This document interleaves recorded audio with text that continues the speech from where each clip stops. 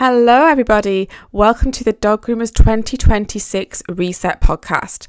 This is a 4-part little mini podcast before Christmas for groomers who refuse to repeat another year of undercharging, burnout and uncertainty in 2026. My name is Karen Fisher. I've been a dog groomer since 2009 and I'm the founder of the Grooming Goddess Academy, an online membership for female dog groomers who want to build or realign their existing businesses to be everything they wanted them to be, to get customers that respect us more, money that actually pays our bills properly, and enjoy our jobs again, actually enjoy working in our business and on our business.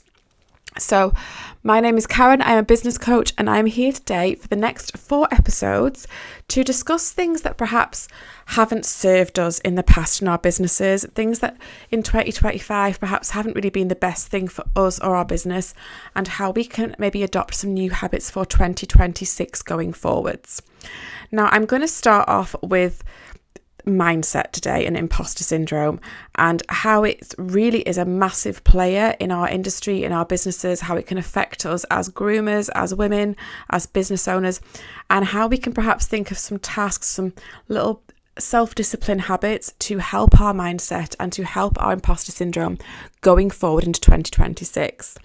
I'm going to discuss 5 different aspects of mindset today: comparison, the fear, the pain, the not so niceness of Facebook forums, criticism, the expectations of others, and also how customers treat us. So let's start off with the first one, comparison. It's so easy. It is so easy. Ever since day one of my dog grooming business, comparison has been there. I was very lucky that I started in our industry in 2009. Instagram wasn't around yet, and Facebook forums weren't around, I don't think, as much, but I think maybe English groomers might have just started. But Facebook pages for groomers, they were kind of just beginning. There were nowhere near as many groomers back then as there are nowadays. Doodles hadn't quite arrived in the scene. They arrived about a year or 2 later. I think I saw my first doodle in 2010. Was that a cock or what? Or what?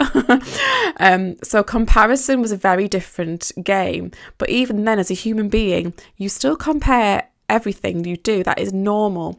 I would love to tell you that you're never going to stop comparing. And I think if you did stop comparing your grooms and stop having any imposter syndrome, you'd probably be a little bit complacent, a little bit cocky, and that's not a good place to be either.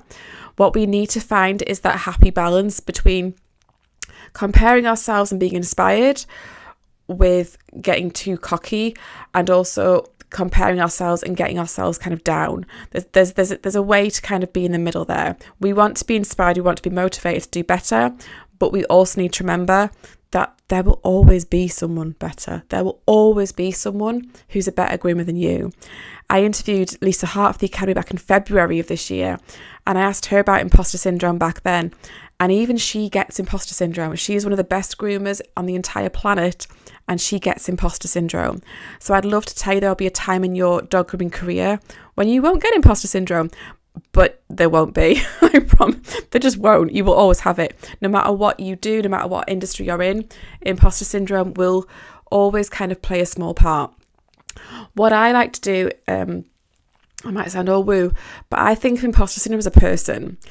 And it's a man, and sometimes he's at my shoulder. Sometimes I've locked him out in the back garden.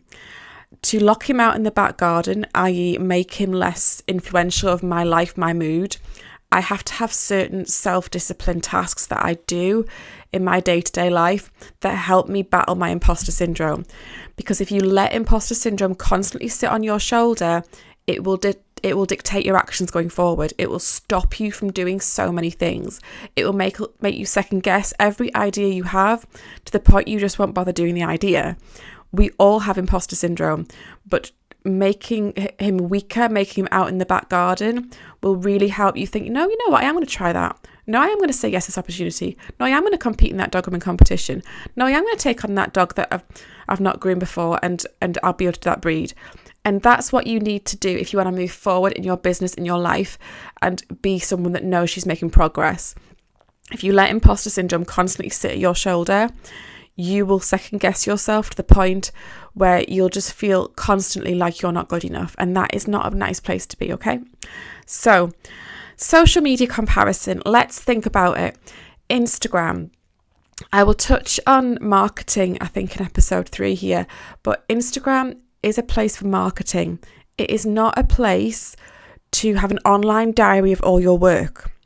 So when you're posting every single dog you groom, and then you're comparing yourself to someone else on Instagram who just posts the cream of the crop because they know that Instagram is a marketing tool, not an online blog, you're going to come up short every single freaking time, I promise you. Because if you're posting every single dog, that will include that dog with the bit of brown hair around its mouth because it kept sticking its tongue out and you couldn't scissor the hair away. It will include that cockapoo who wouldn't let you dry its front legs and those front legs are looking a little bit curly.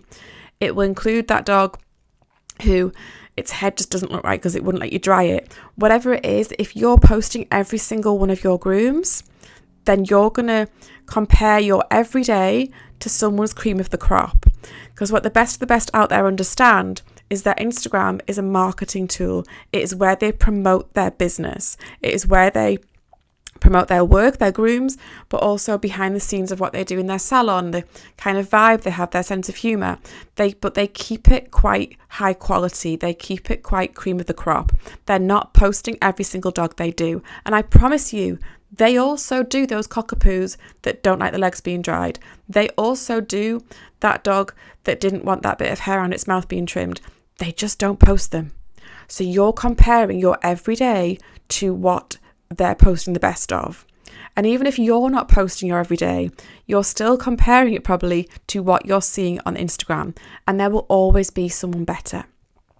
So my hint for that one is, if you have Instagram people that you follow and they inspire you, they motivate you, they educate you, they make you want to do better, follow them all day long, support them, comment, learn from them, screenshot those legs, look at those angles, look where that shoulder goes in, look where that everything on that groom, on that dog, look at it.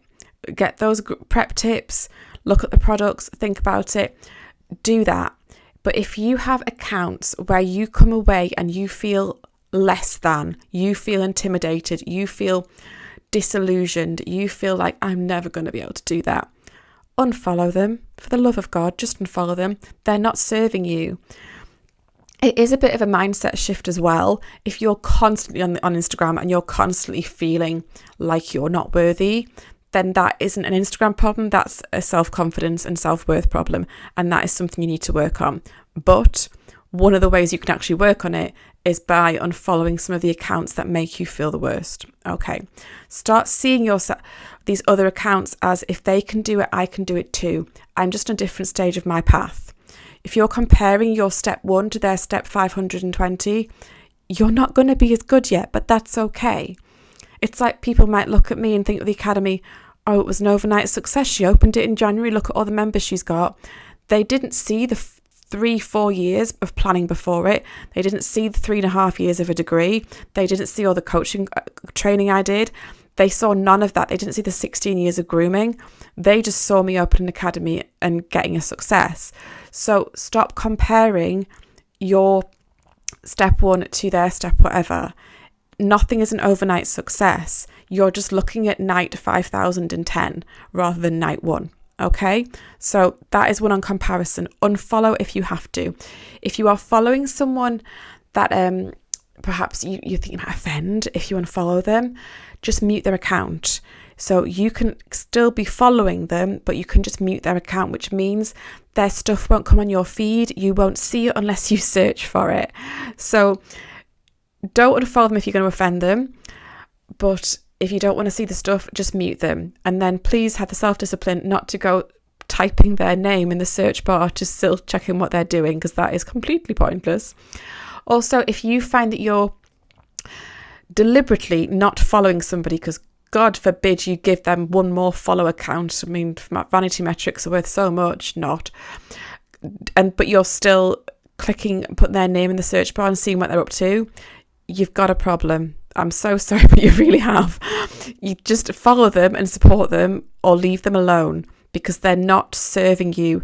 That It's not damaging them, it's damaging you by doing that. And it is a sign that you have some demons there with regard to comparison. So for your own self-discipline, let one of your 2026 tasks be either follow people and support them, or unfollow them and give your head the rest. Also, you will find that with Instagram, it is designed to make you scroll. I am so guilty of this. You scroll and scroll and scroll and scroll and scroll until we see that one post that makes us feel less than. And that's when we put the phone down. That's when we go onto another app. That's when we suddenly go onto WhatsApp and message our friends. So that whatever that last post is that makes you feel less than is the one you put your phone down. It means you're coming away from social media every time feeling not great. Social media will drain your energy. It will drain your positivity. So to stop yourself from doing that, rather than stopping going on social media just because you've seen a post you don't like, give yourself a limit. Say, right, I've got 4 minutes till the next dog comes. That's 4 minutes on Instagram, and then I'm putting that phone down. Do not keep scrolling until something makes you feel a little bit rubbish. Okay. Moving on to our second point from comparison is the joy of Facebook forums. Woohoo! Yeah, not a fan.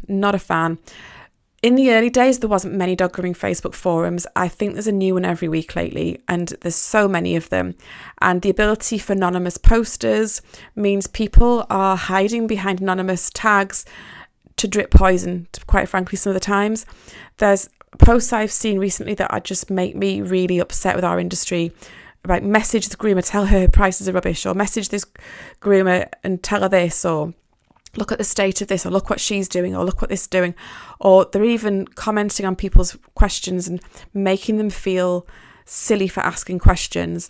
I can't imagine as a new groomer stepping into our industry at this moment in time, 2025, 2026, how intimidated I would feel stepping into those forums. And I'm so pleased that I'm not a new groomer, because I think I'd be like, oh my God, what have I just stepped into? Because there are so many lovely people out there that do empower, they educate, they support.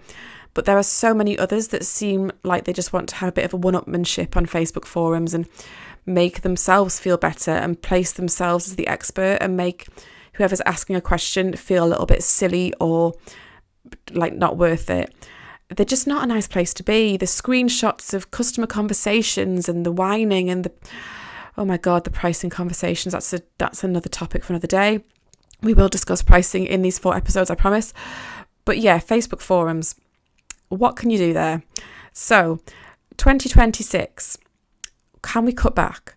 If you look back to 2025 and your use of Facebook forums in the past 12 months, can you remember one key time you went in a Facebook forum, asked a question and got a really good piece of advice that you remembered, acted on, and it really served you? Or can you remember a comment you read that really served you and changed your business, changed the way you deal with your dogs? Or can you just remember going on there and doom scrolling, seeing negativity, banter, comparisons, pricing conversations, stuff that literally just confuses your own plans, your own business, and stops kind of you knowing where you're going? Because if that's what you're coming away from, remind me why you're on Facebook forums again. Just wondering, because there's so many. So my task for 2026, if you want to kind of cut out that noise and have more time to focus on yourself and your business rather than everyone else's business, rather than what Pauline's charging for a cockapoo in Kent, or that Barbara's just opened a new salon in Edinburgh, or so-and-so's conversation with her customers in Carlisle, rather than reading all about that and it having no effect on your business in any way or shape or form, not helping you at all, but just kind of drowning your business plans, your clarity with all the noise, why not choose just one or two Facebook forums, or none would be amazing, and just stick to them. Leave the rest. Just leave them. Choose your favourite where you actually find good advice, where you actually go on there and you find that you think it's actually helping you. Choose that one. Just leave the rest. Please, for your own sake. We have a limited amount of time to spend in our businesses. Why are we wasting it looking at what everyone else's businesses are up to and not thinking about what our businesses could be up to in that same amount of time? That's Facebook forums. Okay. The next one I want to move on to. So we've done comparison, we've done Facebook forums, criticism. It's the British way, but my God, we love to whinge, don't we, in England? We really do love to frickin' whinge. If we can't whinge about the weather, we will whinge about whatever we can find, the queue, the traffic, whatever. We love a whinge. It was a massive mindset shift for me to consciously stop whinging, consciously stop criticism. My name is Karen, so I'm allowed to say this, but I am not a whinger. I am not a criticizer. I am the kind of person who, and I sound like Pollyanna here, and you're probably thinking, rolling your eyes and saying, shut up, Karen. But I love a blue sky. I love a quiet dog walk. I love sitting on the settee and watching Stranger Things. Woo, new season. I love all these things. I love the simple things in life. I don't need a 5-bedroom mansion and a pool. I don't need a Porsche. I don't need any of those things. I love to find the joy. Criticism was a big thing for me in my business when I was grooming in the early days. Self-criticism needed literally zero help. It was there every single dog groom. Well, that ear's not even, or that ear's this, or I'd look at a picture when the dog had gone, oh, there's a bit dangling down there, or those back legs could be better, or whatever it is, I would always find a reason to criticise my grooms, criticise the way I'd done things, criticise the way I did everything. I was so self-critical, and it literally, it invited imposter syndrome right there. He wasn't just sat at my shoulder, he was on my knee, because I was so self-critical, because it was so easy to do. And none of us need any help being self-critical. It's very easy to do, from your dog grooms to the way you look, to the way your hair looks, to what you're wearing. We will always find a reason to criticise ourselves.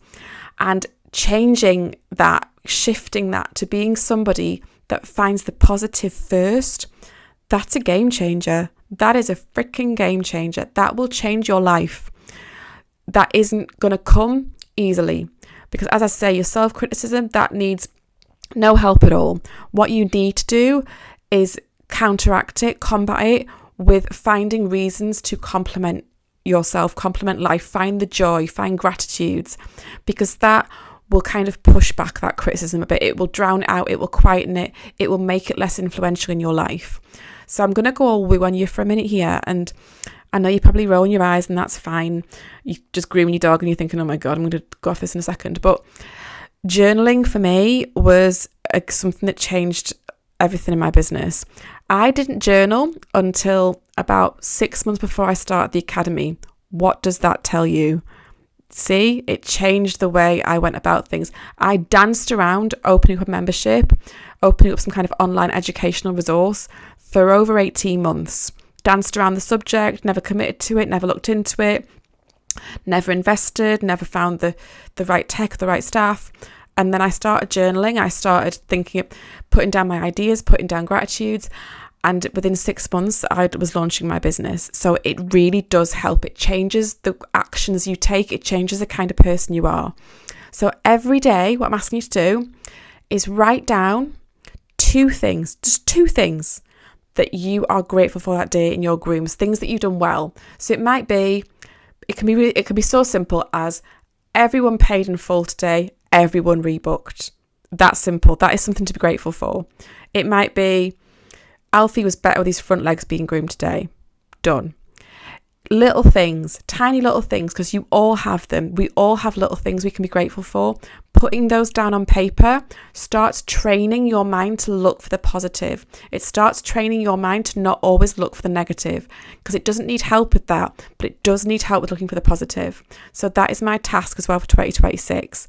I've asked you to unfollow people on Instagram. I've asked you to leave some Facebook forums and just choose 1 or 2. Now I am asking you to write 2 things every day in a notebook, in your paperwork diary, wherever the heck you want, in the notes on your phone, in a real journal, whatever you want to do. Write 2 things a day that have gone well. It can be so simple as everyone rebooked or got a new inquiry. Whatever it is, start training your mind to look for the positive. Okay. My next step, we have 2 more to go. We're doing well here. The expectations of others. By this, I mean, we all have family, we all have friends who look at our businesses and have their own opinions. And that's absolutely fine, because you will get opinions from family and friends. You will see what others in the industry are doing and what they say is the done thing. And some of those people want to support you, to motivate you, to push you on to the next step. Others occasionally perhaps don't. Others might see you as a threat. They might want to not see you do as well for whatever reasons that is, and that is their problem to deal with. But trying to drown out everyone else's opinions, what they think you should be doing in your business, that can be really hard at times, especially if it is those close to you, such as family and friends. I know when I first got busy in my first salon, it was like an old rundown farm building, it made sense that I got a bather. And then it was the done thing in the industry to kind of expand and get more staff, because we were fully booked with a bather. And then there were 2 or 3 of us, and it became time to get new premises. And it was just the done thing. I was following the done thing in the industry. And my partner even he supported the whole thing as well. He was like, yeah, maybe it's time you should get a proper salon, and we'll get you on a street front rather than in back of an old farm. And it was great. But there was part of me deep down that knew I was perhaps trying to fulfill everyone else's expectations of my business and not necessarily doing what I deep down wanted to do. Because in the time we were expanding my business, we were also thinking about starting a family. And as a woman, I was like, well, I'm not sure I want to be expanding. I actually just want to tread water for a few years here as we focus on our family. And that is one of the first times I got burnt out, was trying to grow a business and trying to be someone that was fully on kind of hand to run that business, while also trying to get pregnant, be a mum, go through all of that. And it led to quite a horrible time of my life when I did suffer from postnatal depression. I did really resent my freaking business for quite a while there, and I let things get out of hand. And that's because I didn't embrace the season of life I was in. You might have heard me discuss seasons of life before if you are an Academy member and have listened to my goal setting talk, or at the Pet Pro Expo. We go through seasons in our life. They often last from around 3 to 5 years, but we can go from not having any children to having children in 3 to 5 years. We can go from having small children at home to having children in school in 3 to 5 years. We can go from having children that need walking to and from school to those that can walk to and from school themselves. We can go from having partners that have one job to having a promotion in 3 to 5 years, or they've retired, or whatever it is. We can go from having elderly parents that need little care to elderly parents that need lots of care. Our life changes with seasons, and our capacity to work in and on our business changes with them. And trying to adopt someone else's expectations of your business just because it's the done thing, or just because they think it's what you should be doing, and not embracing whatever season you're in, that can lead to burnout, because you won't feel comfortable doing those moves. You'll know deep down you wish you were doing something else. That's why I'm saying the expectations of others are lovely and they can be motivating, but you need to know what your goals are. You need to know what season you're in and embrace it fully, and give no bloody apologies for it. You don't have to go with the flow just because it's the next done thing. Just because it's what that groomer in the next town did doesn't mean you have to do it too. You don't know that she's doing the right thing. She might be at home resenting her business more than you are. It doesn't matter. Just because your parents think, oh, you're fully booked now, let's think about a bigger salon and encouraging you to get a bigger salon. What if you have other plans? What if you're like, actually, no, I'm quite happy working the days I work with, the outgoings I've got. I don't want to manage staff yet. It's okay.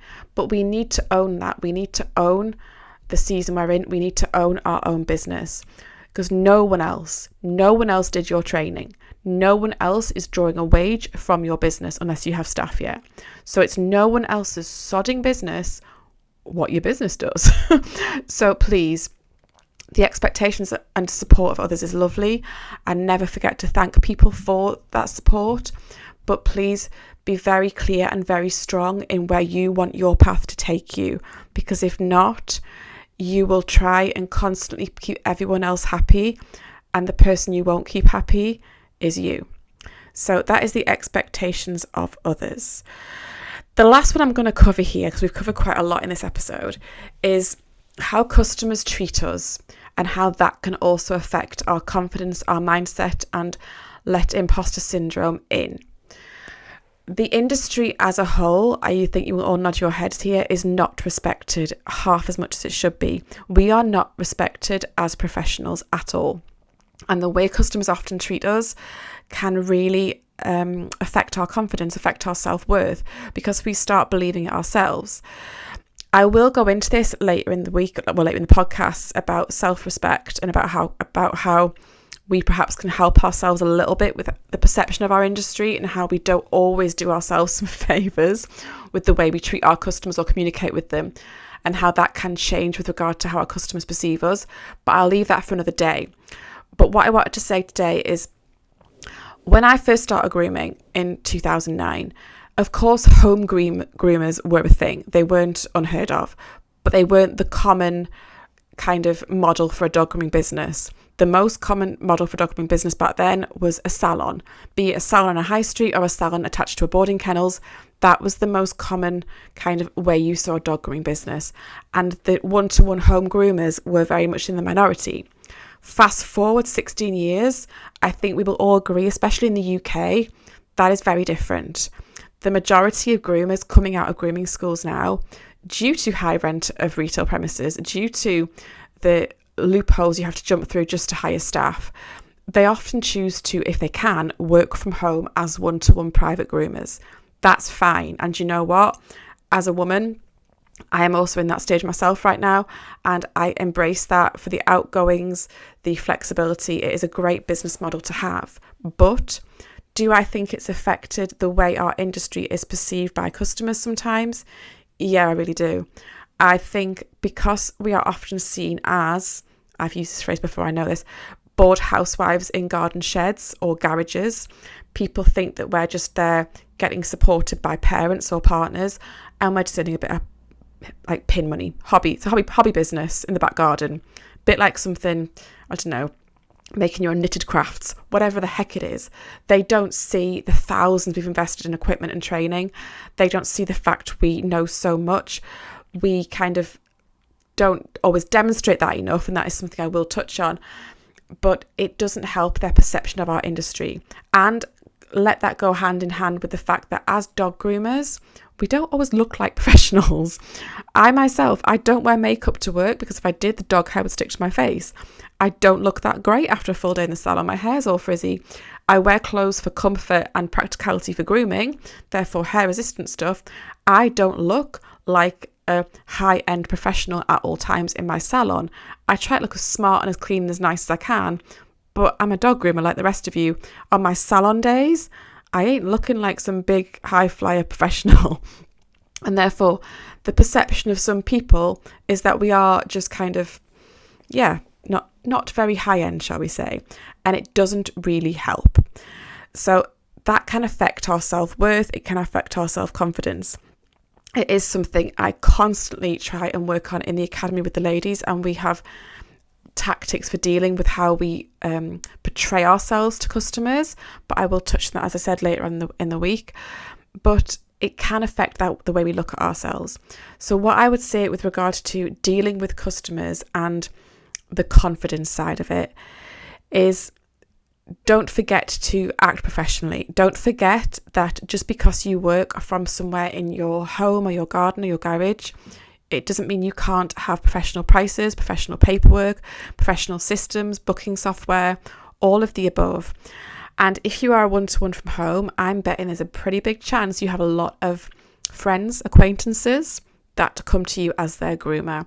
And perhaps that also can affect your self-confidence, because they knew you before you were a groomer. They don't see you as, say, Karen the dog groomer.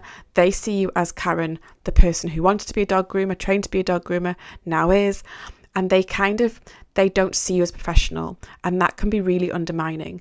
And those kind of people, I think anyone listening will agree with this, are the worst with regard to how we introduce price increases, how we tackle it if they have a dog that has fleas or matting, if they're late.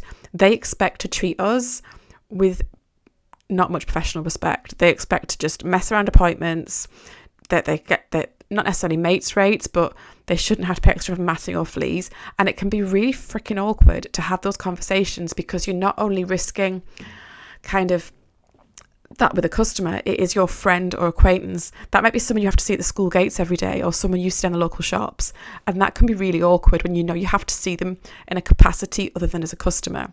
So my tip for that one going forward into 2026 is don't take on any more friends or family. Explain to them, do you know what? I'd like to keep a professional boundary. I'd rather you went to so-and-so down the road. Just makes it easier for me. And if they aren't friends, if they are just acquaintances, my distinction for this is, would you have them in your kitchen for a coffee and discuss relationships, kids, life? If the answer is no, they're not a friend, they're an acquaintance, in which case they get your T's and C's. They get your proper prices. They have to book like everyone else. They can't book across the field at the dog park. They have to ring your work phone and book like everyone else, or use your software. Start laying down those boundaries, because if you want them to treat you like a professional, you have to start treating yourself like one. So that is the end of today. I'm going to summarize my tasks for 2026 with regard to your mindset and battling imposter syndrome. Task 1, comparison. Unfollow those on social media that make you feel less than. Task 2, Facebook forums. Similar vein here. Come away from the Facebook forums if they are not serving you. Choose your favourite and stay on that. The rest, ditch. You're having a 2026 declutter, and this is how we're going to do it. Step 3, criticism. You will need no help criticising. Start being the person that doesn't start every conversation with criticising and whining. We do it so often. Some people don't know how to have a conversation without complaining. They just don't. It's their natural kind of form of getting in conversation. It's a very British thing to do. But start being the person that starts conversations with how lovely the weather is, or how well behaved that dog is, or how are you? I'm feeling great today. And self-criticism wise, write down 2 gratitudes a day to help train your mind to look for the good. Mindset training is just like physical training. It's not something you change overnight. It's like going to a gym workout, and you train and train and train to get that size 10 figure. Mindset training is the same. You train and train and train to get that positive mindset, but you have to start somewhere, and that is with 2 gratitudes a day. Write them down and be appreciative. 4, the expectations of others. Drop them. Know what season you are in. Know what you want. That is all about goal setting. If you are interested in that, we will be covering goal setting in early January inside the Academy. Join the waitlist if you want to be part of that. And the last step, customers' treatment and how they treat us.